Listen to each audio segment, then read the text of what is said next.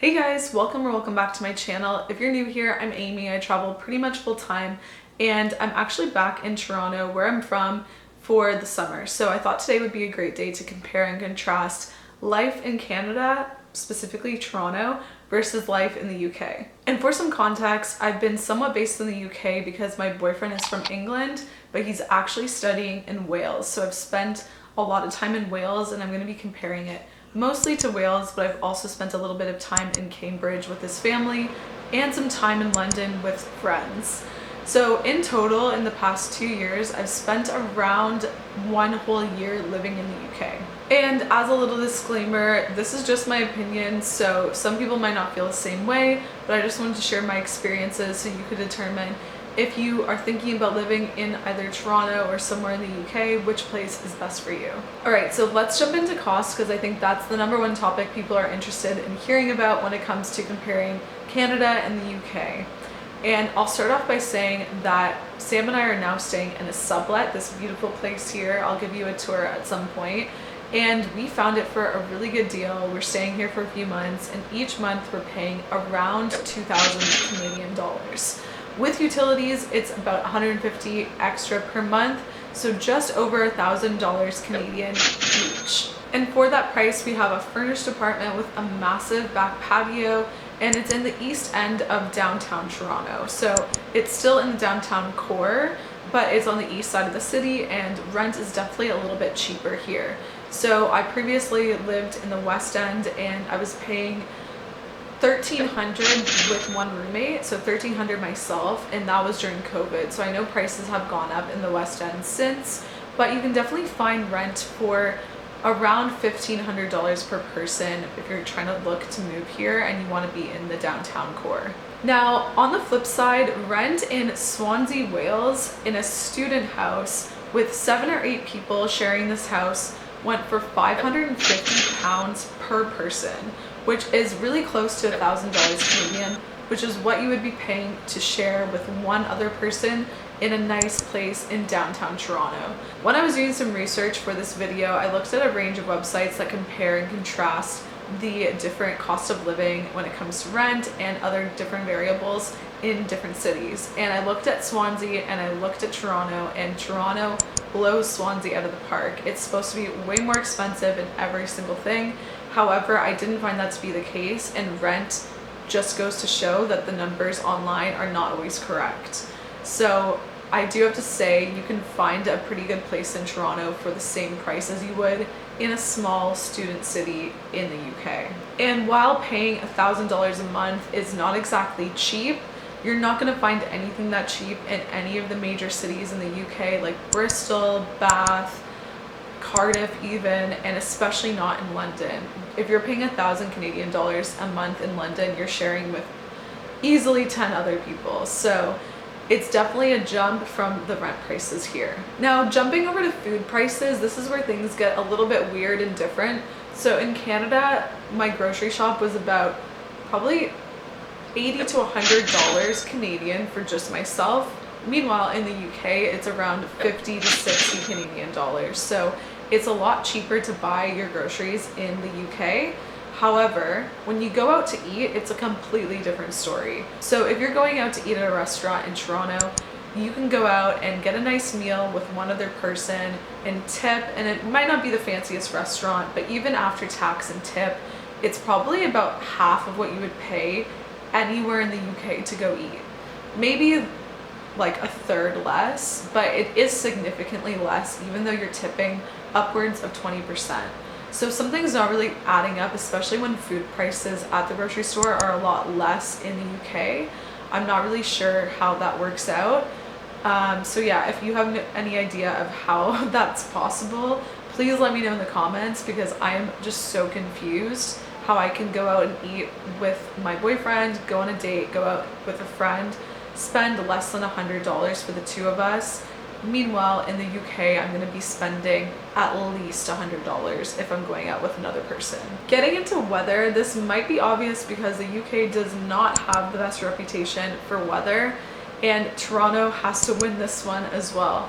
So it did take a little bit of time for me to come to this conclusion, because as a Canadian who absolutely despises winter, who's gone through over 20 winters personally and is really over it at this point. I can say winter in Toronto is better than winter in the UK. And that's coming from experiencing it in Wales, but also experiencing it for a little while in Cambridge, which is supposed to be the driest part of the UK.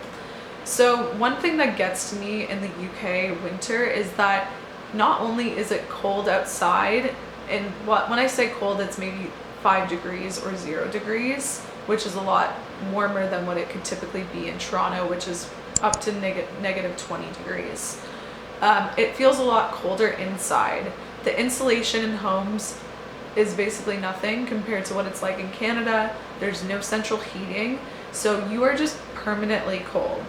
And I don't like that as someone who gets cold very easily. So that's something that you have to think about if you're thinking about moving to the UK. My boyfriend actually bought me an hoodie, which is a sweater hoodie, because I get so cold, and I wear it throughout the year, even inside in the summer, because it just feels so cold inside all of the homes. And while Toronto winters are very long and they can be very cold for a long time, at least it's sunny most of the time. There are exceptions, but generally it will be clear, it will be blue skies, and the gray, dreary, rainy weather really gets me down in the UK. So if you're someone who gets seasonally depressed, I would definitely recommend choosing Toronto for the winter over the UK. Summers in Toronto are also superior to summers in the UK in my opinion, and I'm gonna get into a little touchy subject probably here, because there are so many videos all over TikTok claiming that the UK has heat waves every summer, and I'm sorry, but I'm just not buying it. I've been in the UK in the summer and the temperature does not rise above 25 degrees during the day and 10 degrees at night. It's actually freezing at night if you're walking home. You have to have a sweater, you have to have a jacket. You can never just go out in a tank top or a t-shirt and enjoy the evening. And that's something I love about Toronto. You can go out at night and it's gonna be 25 degrees still. And it can be really humid here in the summer, but we do have air conditioning. And I just think the summers are great. There's so much to do here and it's actually hot. So if you want warm weather, we do have it here. Despite having really cold winters, we also get really hot summers. So with the weather, it definitely boils down to personal preference, but I enjoy summer weather and that's why I'm choosing Toronto every single time. Another thing I've noticed about living in the UK and coming back home to Toronto are just how friendly people are in Canada. And I know people can be friendly in the UK. I have some friends from the UK, but generally speaking, it is so much easier to make friends in Canada, especially in Toronto. I've been back in the city for less than a week. I've already made a few new friends and I've made plans to see them this week, next week.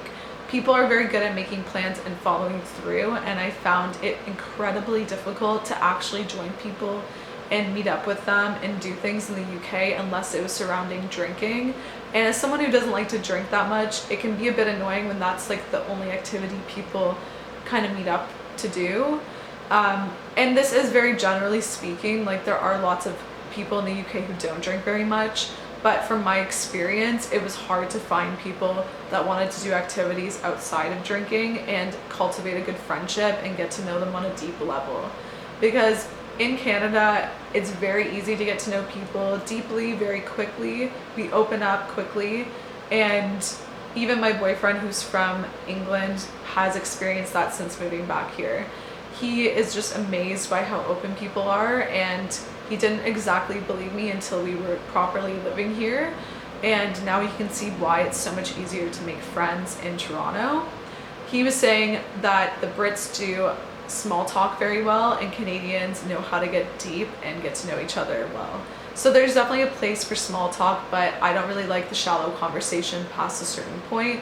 And if people are easy to open up, it's just so much easier to make friends with them and get to know them. And before anyone tries to come at me for not trying hard enough to make friends when I was in Wales, trust me, I did. I posted all over social media to meet up with people. I did meet up with people once, but never saw them again. I actually started a Facebook group for making friends in Wales, and it has almost 1,000 members. I've hosted meetups. I eventually did meet a few girls that I am gonna be friends with and hang out and do things with when I go back. But it took me almost 2 years of living there pretty regularly to try to become friends with people and form somewhat of a friendship. So I think it's a lot easier to do that in Toronto.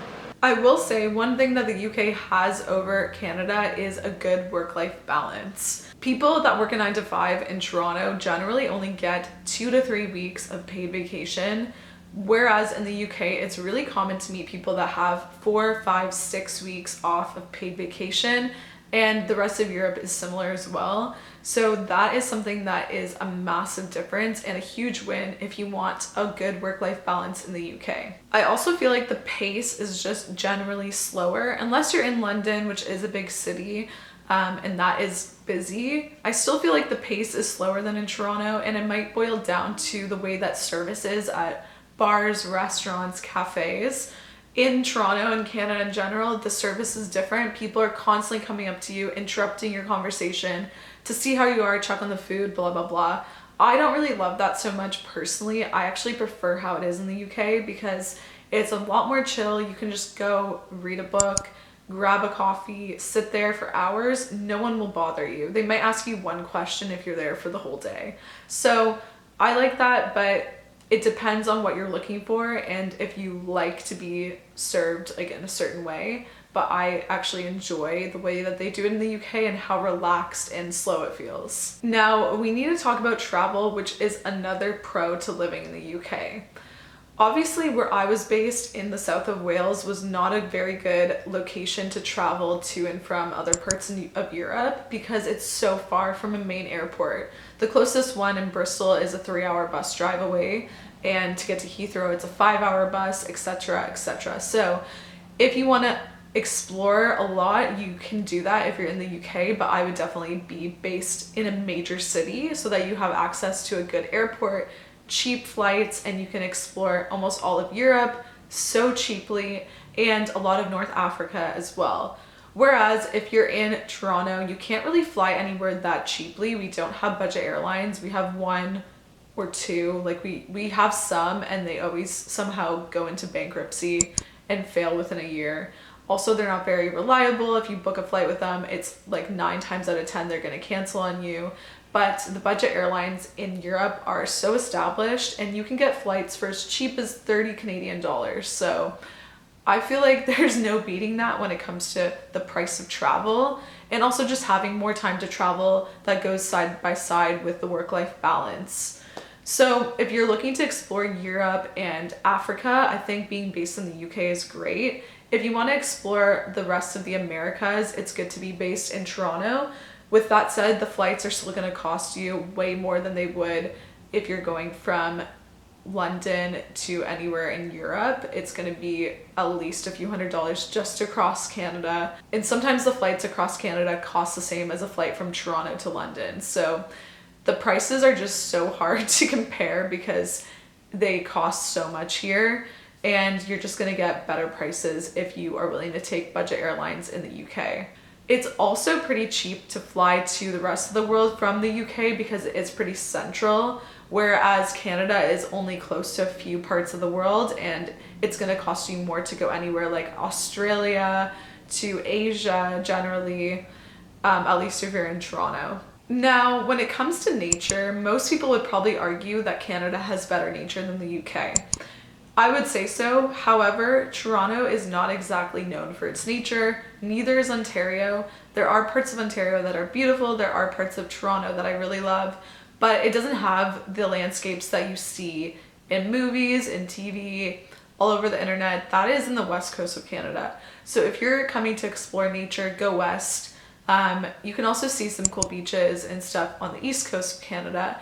Toronto is basically just a city, and it has some cool parks and stuff like that, but if you want nature, you actually might want to see other parts of Canada, or in the UK you can also live really close to nice beaches, but the weather is usually not amazing. So when I was living in Swansea, the beaches around there were incredible. I really loved them, and that was the highlight of living there, living by a beach.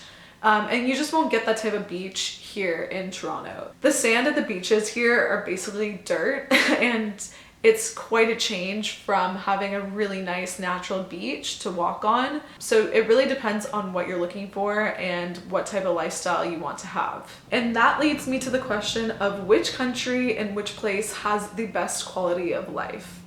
And I don't really have a clear-cut answer here because it is going to depend on where you're living in Canada and where you're living in the UK. As someone who left Canada and doesn't live in Toronto permanently, I can see how our quality of life isn't always amazing. However, after spending some time living in the UK, I can also see how their quality of life isn't always the best. So it's kind of a situation of the grass is always greener and you're always going to find things you like more about one place than the other. Personally, I like living in Toronto more than I liked living in the UK, but it might also just be because of the place I was living in the UK. I know a lot of people love the lifestyle there and they don't really like living in Toronto, but once again, it boils down to the type of lifestyle that you want to live and what you're looking for. As I mentioned earlier, the main reasons for me are the weather and having good friendships here. Like, I have a community and I can build a community here in a way that I can't in the UK. And I also just appreciate the weather here more now that I've spent some time living there, but it might be different for you. If you want to see more of Toronto, I'm going to be sharing more in the next few months while I'm living here. So stay tuned because I'm going to be posting videos every single week on Wednesdays. Subscribe if you haven't already, hit the like button, and thanks so much for watching all the way to the end of the video. I'll see you next week. Bye.